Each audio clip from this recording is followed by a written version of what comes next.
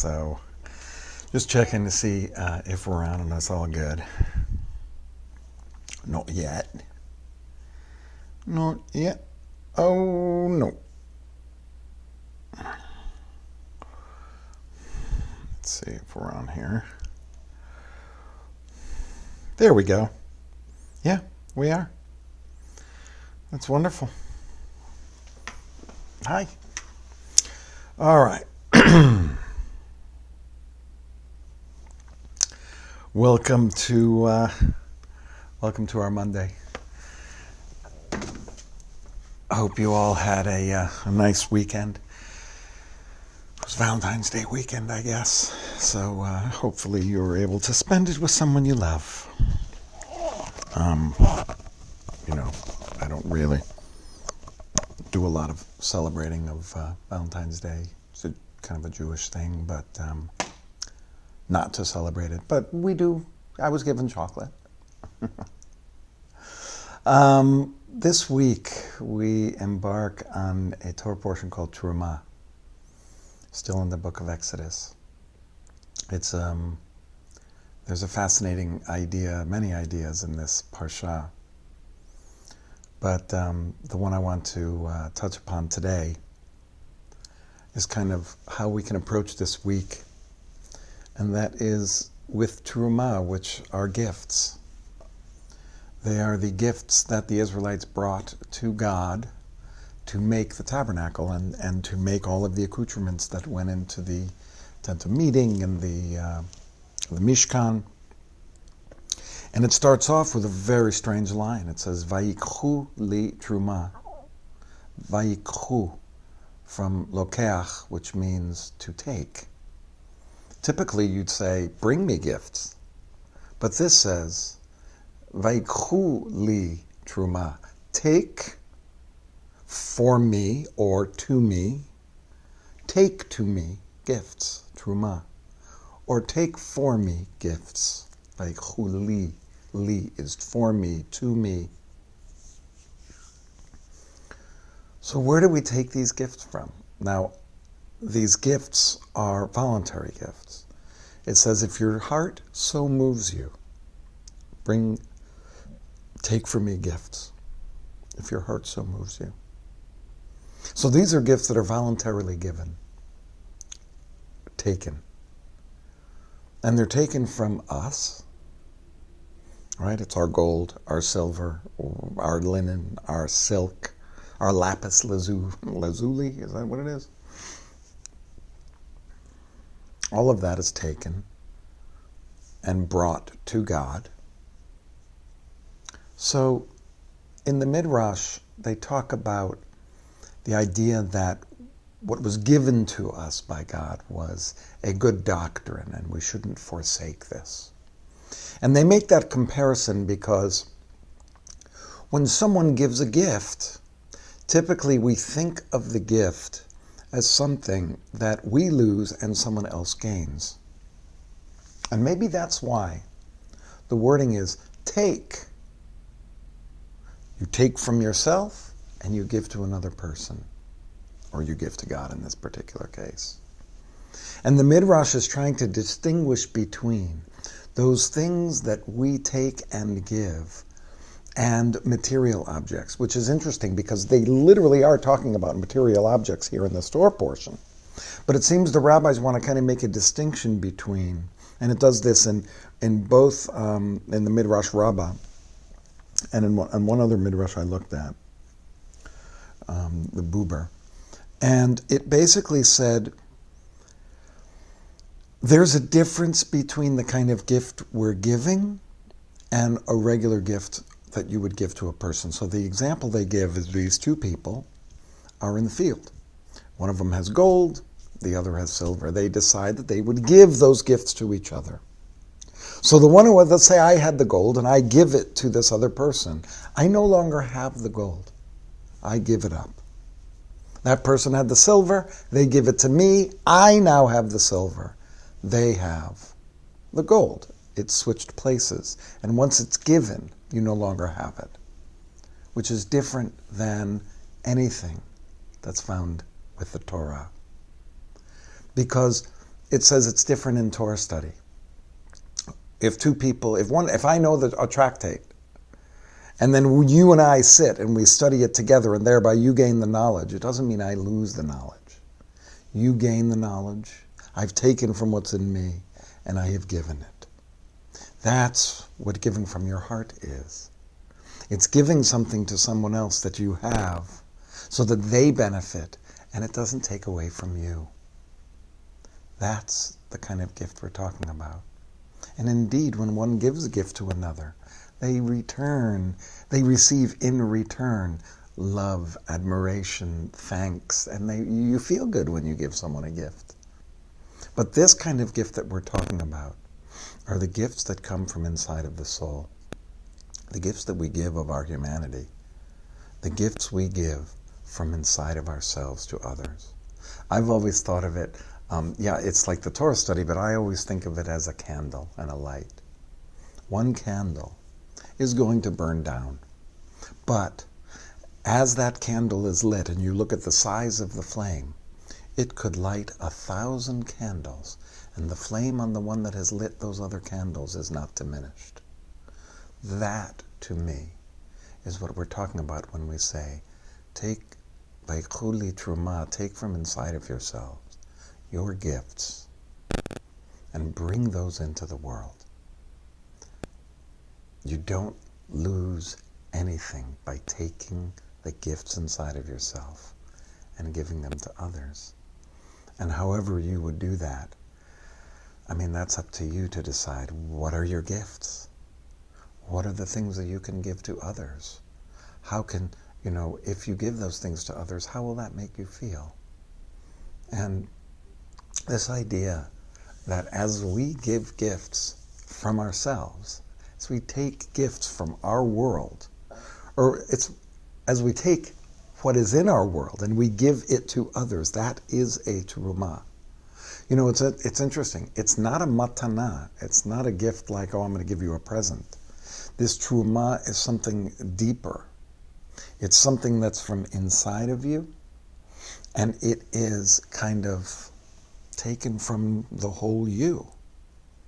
So what we can consider as we think about what it is that comes into our minds, perhaps as we're thinking, we can think about our own power, our own gifts, and what we can give to others. Not so much what are our gifts that we can take advantage of for ourselves, but what are the things we can give? How can we take from us, put it out into the world, and give it as a gift? Give it as a truma. Vaychu li truma. Take from inside of yourselves gifts to the world. I really love that teaching because, number one, it recognizes that we all have these special things inside of us that are gifts that we can bring to others. It's different for each one of us. None of us are the same. So the gifts I would have to bring to another person, those aren't the same ones that you would give. And we have to recognize that as well. That so many times we think about, oh God, I can't do that. I can't meet that. Maybe not, but you can meet this in another way. That's your way. What's inside of you. And you're the only one that can discover what's inside of you.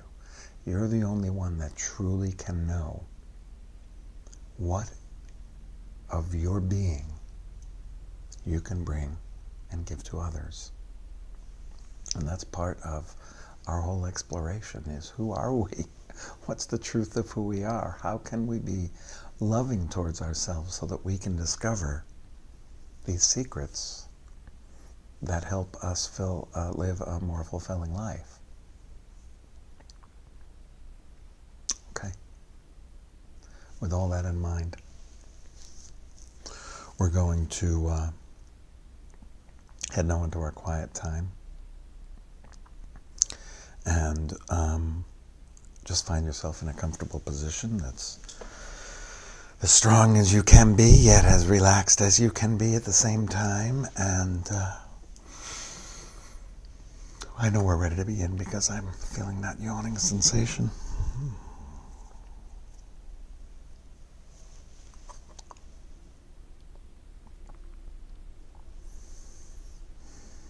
So as we begin to just connect a little bit inside, we start with our breath.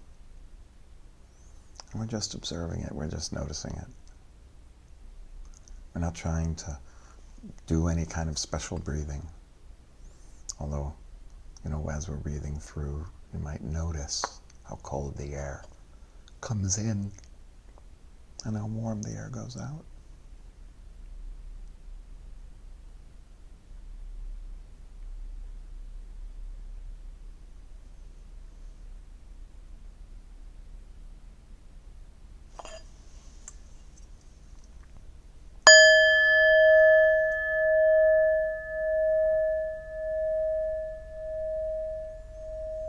Remember, we're not trying to change or solve anything right now.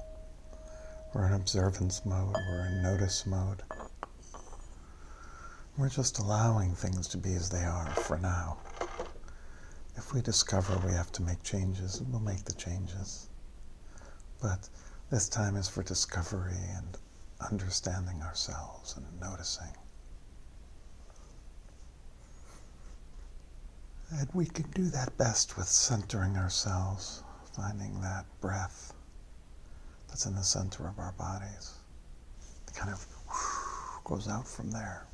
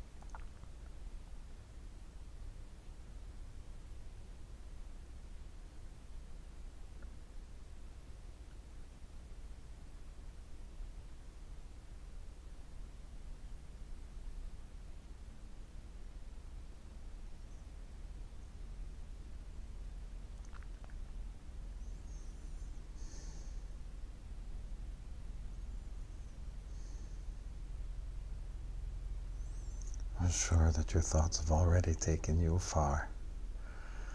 Just bring yourself back in love and kindness. The truth of your life, or those things you're thinking about, that's your emet, where your mind sits. And we just bring ourselves back. Emet v'chesed. We understand we're thinking about the truth of our lives, and we have pity on ourselves maybe, and with loving kindness we just bring ourselves back to the breath, feeling our stomach expand and contract, feeling the air enter us, and how we're feeling physically.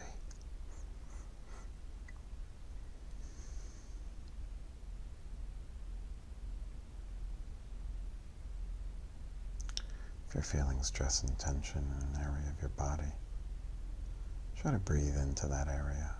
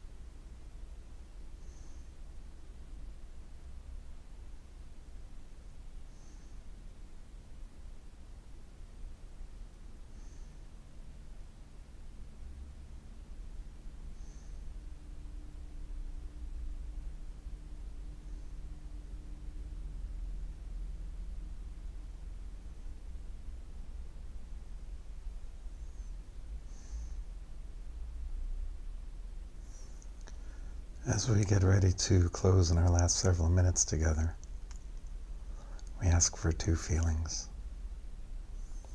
Feeling of safety. May I feel safe. And may I feel health. The two things that we ask for the last year. And so we ask it. May I feel safe.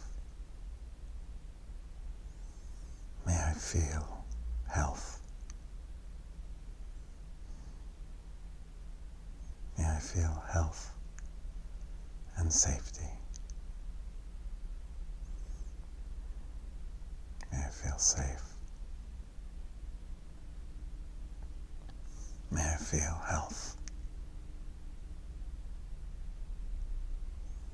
May I feel health.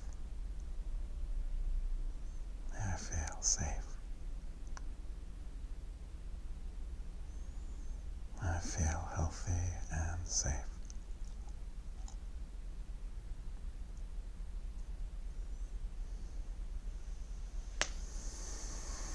Feel safe. May I feel healthy. May I feel healthy and safe. And then we go back to just finish one more moment on our breath with those feelings of health and safety in our lives.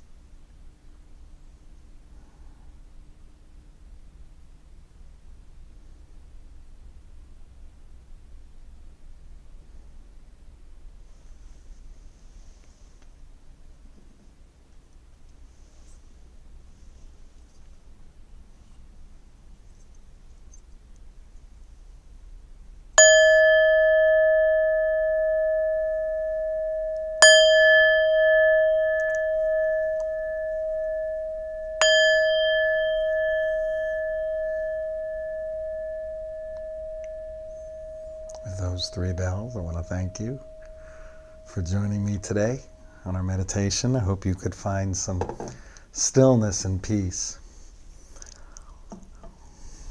May you feel safe. May you feel healthy. I hope you have a wonderful evening, and we'll see you tomorrow.